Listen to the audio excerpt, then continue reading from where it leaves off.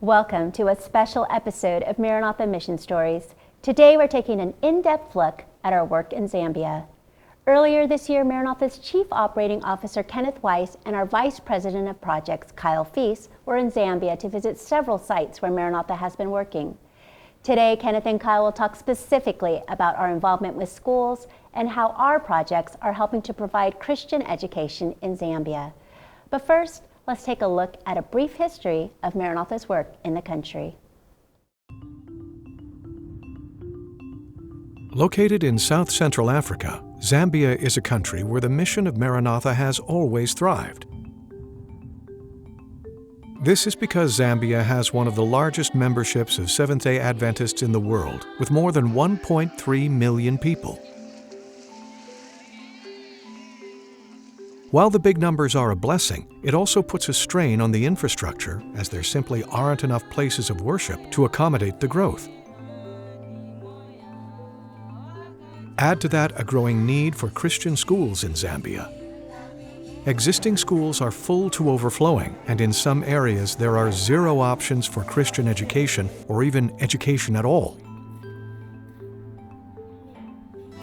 And certainly last but not least is the ever-present search for clean water in rural communities.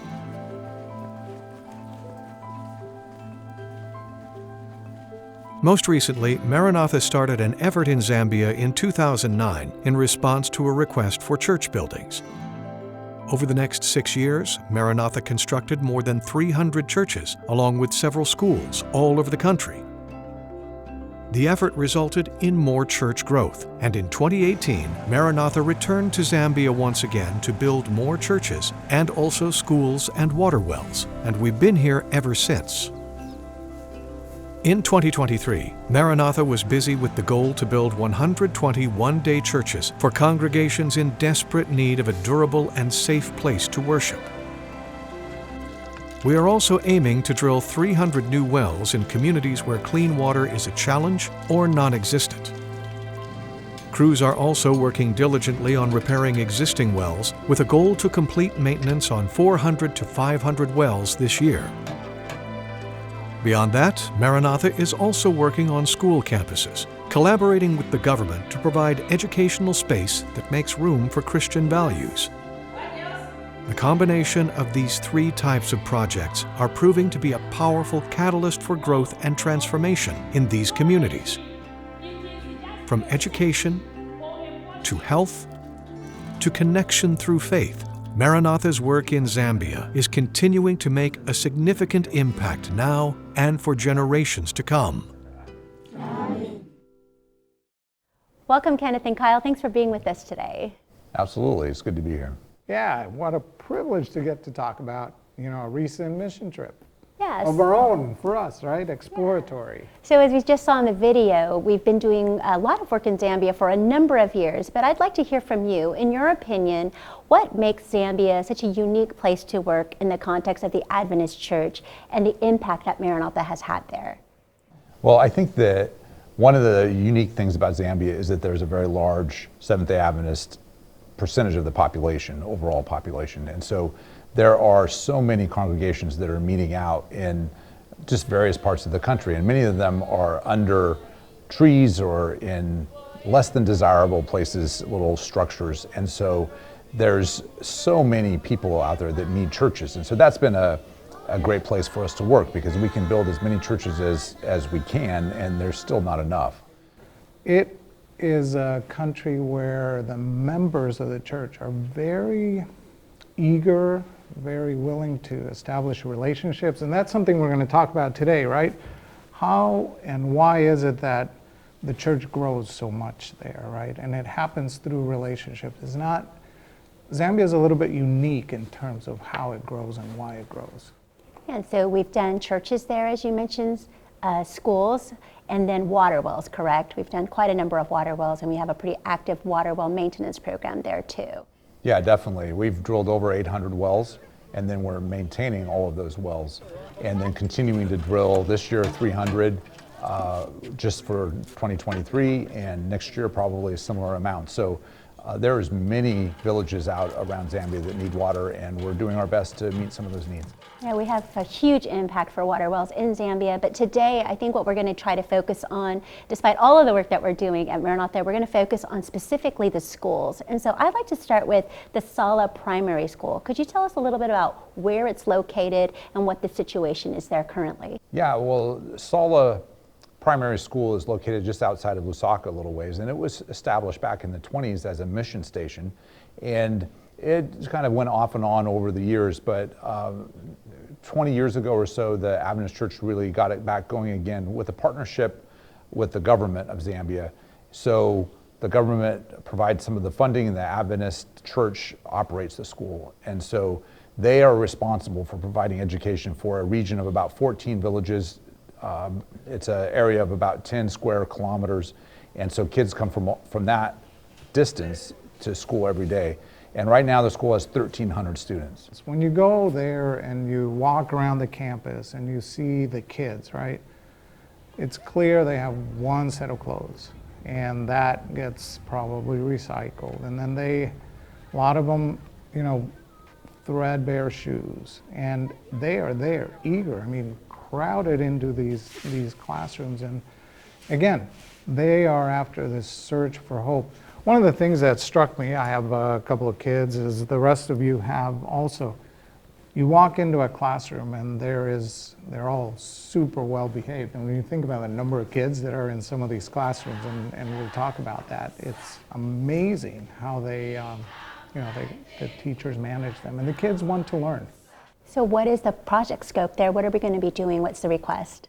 So one of the big needs that hit us right away when we visited was the big number of children in each classroom. So there was a lower grades classroom that we went into that had 130 kids, and that was the first shift of the day. So another 130 would come in later in the afternoon, and the same teacher would teach that second shift of kids.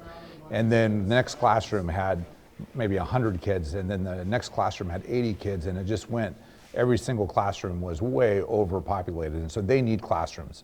There's many things that they need, but we're going to start with classrooms. Start with classrooms and then talk about in the future what to do. Yeah, you know, as we go along with maybe some interest that comes from donors, and if there's continued interest in helping Sala, we might be able to expand and meet some of the other needs, but right now they really need classrooms. One interesting thing in looking at the school there in Sala is those very poor kids, they had a little plastic sleeve with a tiny little notebook in there, and that was their backpack. And then that notebook, I asked one of the kids to give it to me and show me. They have tiny little handwriting, and every square inch of that notebook is filled because that is what they have. So I guess what, you know, got me was that how a little bit of help from us at Maranatha will expand the ability for those kids to have some hope, you know. And at that school, what's particularly good and important is that they get an injection of morals, Christianity, and God. And so how are you navigating that? How are these schools navigating that? If it's a government school, how are they able to incorporate a faith-based curriculum?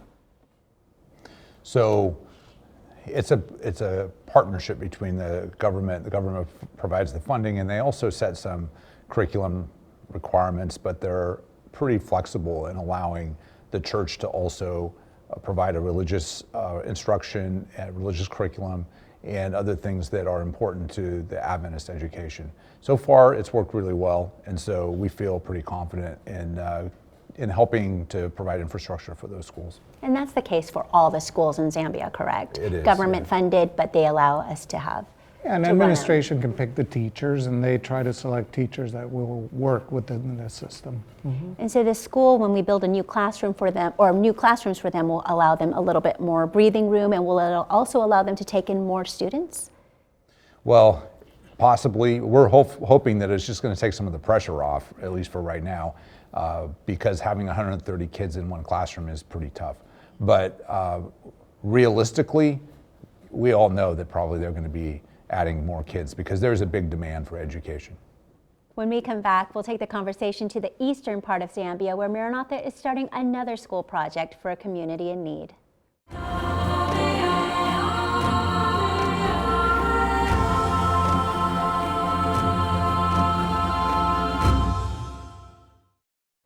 Welcome back. I'm here with Kenneth Weiss and Kyle Fiess, and we're talking about our current projects in Zambia. So Kenneth and Kyle, another place that you went to was the Mwami Adventist Hospital. Where is this located, and what does a hospital have to do with schools?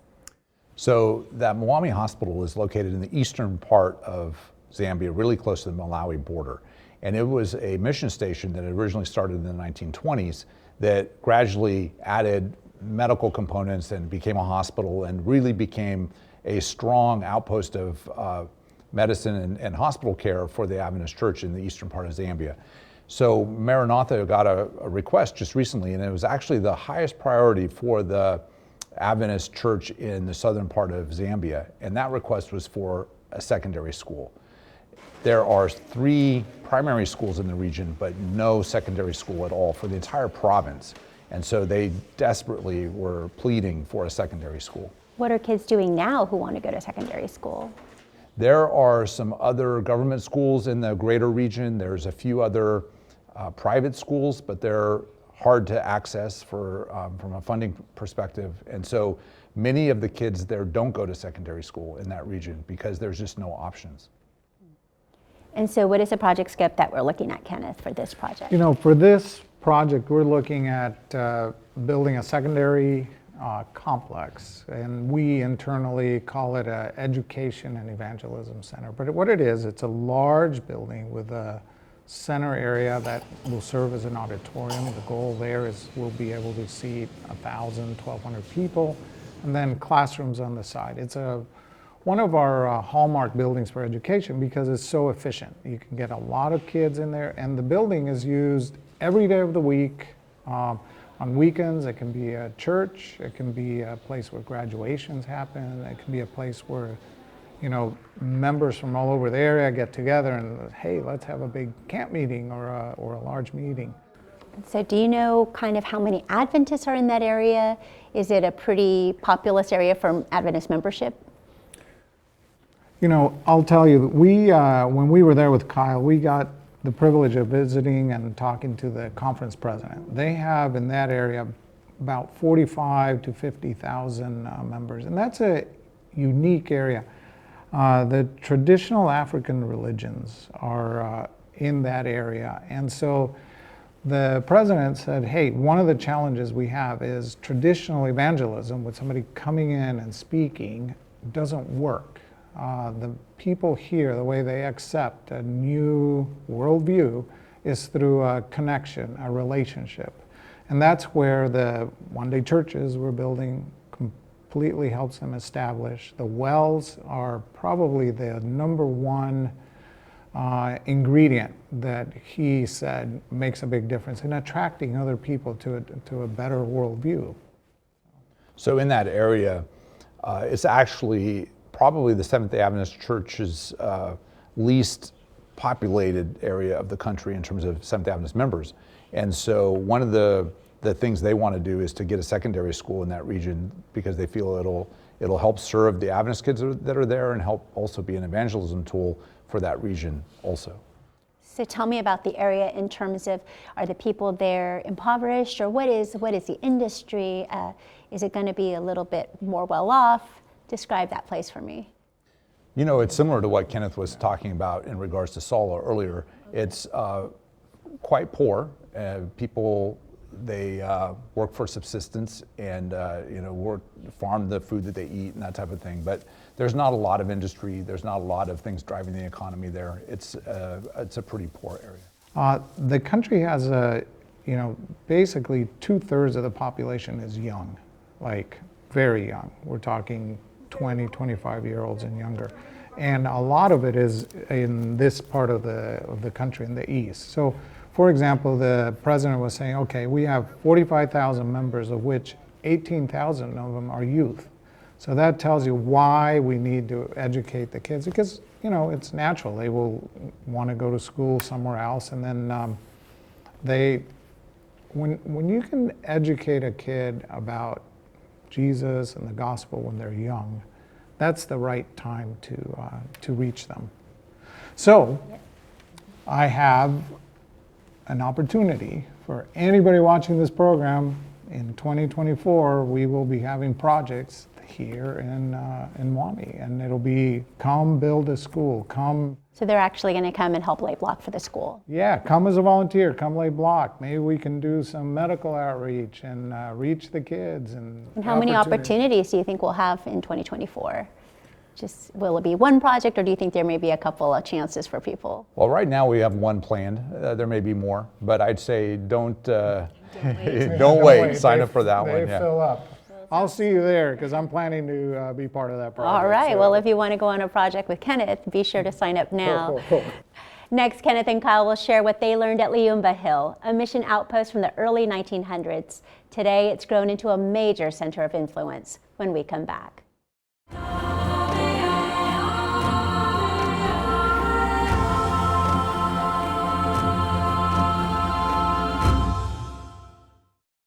Welcome back to a special episode of Maranatha Mission Stories, where we're talking about our work with schools in Zambia. For our last campus, we're going to Liumba Hill Adventist School. Let's go ahead and take a look at the work we've done so far. In the western part of Zambia, far beyond the paved roads of the country's urban areas, is a place called Liumba Hill. Here, in this remote region, there is a Seventh-day Adventist school that was established in 1928 by Adventist pioneers. At the time, there were only 20 to 50 students at this mission outpost, but over time, the school grew. As of 2020, there were 363 students in grades 1 through 10. But little had been done on campus since the initial work of the missionaries. The buildings were old, some nearly 90 years old, and they needed renovation. Additionally, the school needed more space, not only for the existing students, but to also expand the curriculum to include grades 11 and 12. So in 2021, Maranatha responded to a request for more classrooms and bathrooms on campus, and 2 teams of volunteers braved the 12-hour drive from Lusaka to the campus to work on the multi-building effort.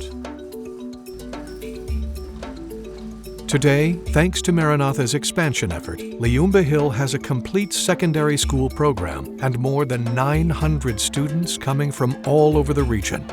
More than 900 more young people who will now have the chance to learn and grow in an environment based in the love of Jesus Christ. So I've actually been to Liumba Hill. I visited it earlier this year, and one of the remarkable things about it is how remote it is, and yet there are buildings there. There's a church there that was actually built by the father of one of our board members who were one of the early missionaries there, and it's incredible to just see that people were able to build this kind of things in the 1920s and the 1940s. Don't know if you had that kind of similar reaction. Yeah, when you go out there, you go through so much of just barren desert and so much sand. And when you get there, you see this little station that's been there since the 1920s. And, I think that when you think about the sacrifices that those early missionaries made to work out there, live out there, and to try to build up something from nothing, it's really humbling. And yet it's an inspiration for us as we say now, okay, let's try to expand what's happening here or try to improve the facilities a little bit. It's an inspiration to think back. We're building on the shoulders of those that came 100 years ago, and it's pretty neat. Yeah, and it's remarkable that a lot of the buildings are still there, like that church. It's kind of falling apart, but it's still there. But it definitely needs some work, and what I've heard is that not a lot of people have come back since then. And so, Kenneth, can you talk a little bit about what the needs have been and what we've done so far?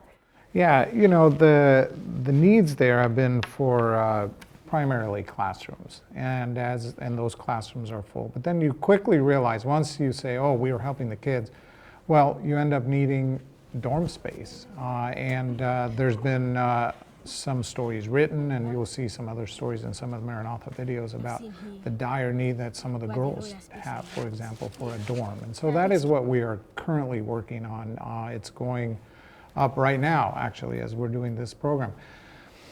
That area, and going back a little bit to what Kyle is talking about with the missionaries, is an area that has, they have about 70,000 members there. And what strikes you is that the missionaries, when they went there first, there was nobody. And now you have all those members, And this school is at the center of a lot of that growth. I mean, there they were telling us, look, an average pastor has 60 congregations. So imagine seeing your pastor once every 2 years, maybe. So the importance of educating the kids so they learn about Jesus. And again, I go back to the importance of the churches and the wells to establish the work in these places. Okay, so you did mention dormitories, but I'm going to go back. We have, though, constructed how many classrooms, and what else have we done there over the last few years? So we helped with renovating some existing classrooms that they had. We kind of brought them up to be a little stronger and painted them, and then we added some additional classrooms and a laboratory so they could do science classes, and then built a bathroom block. So that was done in the last couple of years. And then you saw when you were there the dramatic need for dormitories. Yes. Because there are right now there's girls that are having to rent rooms in the villages Yes. nearby in these little grass huts in order to go to school. And that's pretty tough to watch. And so we were really impressed with the need to try to help build a girls' dormitory there. Yeah, I think one of the unique things about this school is it is, in fact, as we mentioned earlier, it's in the middle of nowhere. But then you have students who are so hungry for a good education and a Christ-centered education that they travel from quite a distance away. And so that's why they end up having to rent spaces. And talk a little bit about the safety of the spaces and kind of how that leaves them vulnerable, some of these girls, when they're not in a dormitory. Well, frankly, it's not safe because they're just renting a place to live from a local villager, and they don't know those people. It's not a really ideal situation. So to have a dormitory that's going to be on campus, it's going to be secure, good bathroom facilities, nice bunks, beds to sleep on, it's going to be a huge change for these girls for the better. And when I visited them, they were having to really, the girls that live in the dormitories were really having to fend for themselves in terms of making sure that they had firewood in the morning and at lunch and at dinner to cook for themselves. And they talked about how they had no access to electricity, so they couldn't study once the sun went down. So were you able to talk to some of those girls, Kenneth? You know, we interacted with them briefly. Primarily, our visit was there to take a look at some of the pieces in terms of what we do in construction. But you do see it. It is palpable, that need, and that it's almost a desperation that the kids have to, they know that through education it will be their chance to improve their lives, you know.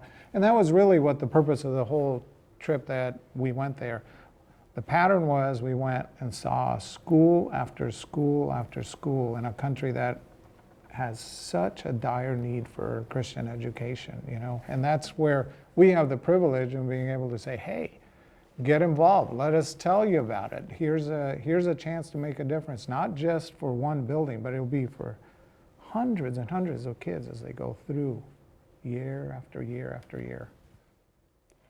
Kyle, you talked, when we were talking earlier about this and your experience in Zambia, you shared a little bit about how it personally hit you when you were able to visit some of these schools. And you're the father of 3 daughters, and it kind of hit you in a different way seeing some of these students. Can you talk a little bit about that? Yeah, I think that particularly at Liumba, when you look at girls that their parents are sending them away from home to a place where they have no guarantees about whether they're going to be able to have a safe place to live or they're going to easily get their food to eat, but it's a sacrifice to send them to school. And I think about how we take these things for granted, that we have all these things available to us, and yet right now I think we have an opportunity to help provide opportunities like that for people like these girls at Liumba, but also the kids at Sala and Wami. And you know, why shouldn't we help? It's an opportunity that's been given to us. We should grasp it, take it, and do everything we can to help these kids have an opportunity for a good Christian education. And I think that's why we get involved, is to help more children learn about Jesus, help them get a good education, and to help develop God's work in Zambia. Well, I know that this was just a really incredible personal trip for both of you, and thank you for taking us on that journey with you and giving us a closer peek into what we're doing in Zambia and the impact we're having there. All 3 of these school projects are in need of funding. If any of these stories touched your heart and you're inspired to give, call the number on your screen or go to maranatha.org to make a tax-deductible donation for Zambia projects. Thanks for joining us on this special episode of Maranatha Mission Stories.